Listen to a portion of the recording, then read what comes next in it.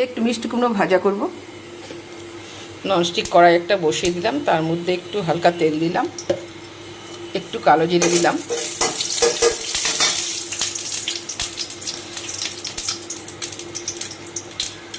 হয়ে গেছে। এর মধ্যে একটু দিয়ে দিলাম,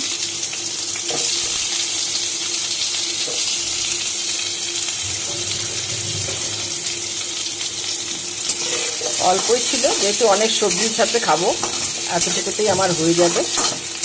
এটা ভালো করে ভেজে নেব। ভাজা হয়ে গেলে আসছি।